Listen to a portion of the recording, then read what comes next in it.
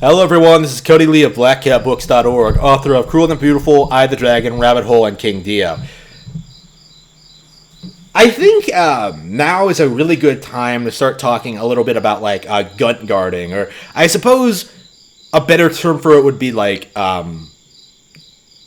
ally guarding. I don't know what to describe this as, because this is a phenomenon that that a lot of people are getting from Nick Rekieta, not just Ethan Ralph. Rekieta seems very unwilling to talk about certain people in his sphere in any kind of negative light, the Dick Masterson thing. Ethan Ralph is probably the big example. I'm sure there are countless others.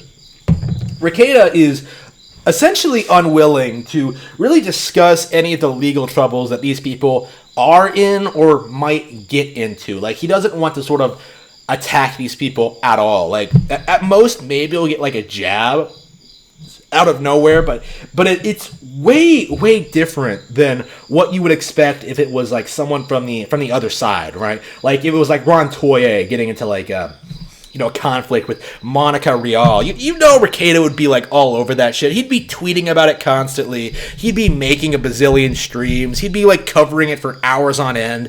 But when Ethan Ralph, that entire saga of him with Faith Vickers, how that thing ended, who he's with now, what he's doing now, just the fiasco, there's so much to talk about. There's so many, legal topics to discuss about, in regards to that kind of thing, whether or not Ralph is going back to jail or whatever, how this could likely end, what Ralph's, a legal strategy is going to be, how Kiwi Farms factors into this.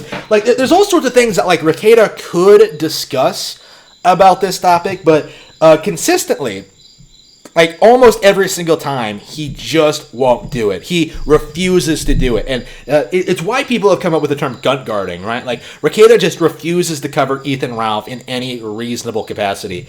And to me, I think this was the biggest red flag to me that Rekieta cannot be trusted to adequately cover legal topics regarding people in the community and people of interest in his sphere, because he's giving you a biased, slanted opinion regarding someone he knows. Now he can say, not commenting on it.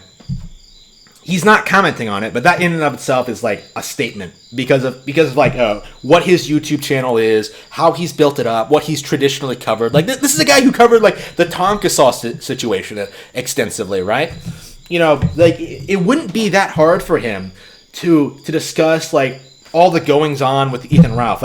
He's constant pretending. They're I don't know what's going on, man. I have no idea. No, your entire career, your YouTube career, which, again, isn't a career, is centered around covering internet drama. I find it impossible to believe that you had no idea what was going on with Ethan Ralph, what was going on with, that drama, with, Vickers and shit like that. Again, I don't know, right, what's going on with Ralph, right, over the past year, because I haven't been paying attention. I've been busy. But, I am not a lawyer who focuses all their time and effort covering legal topics on the internet. I'm doing something else. I'm busy.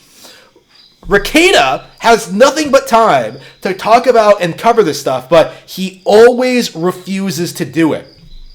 And that, to me, is, one of those things that just...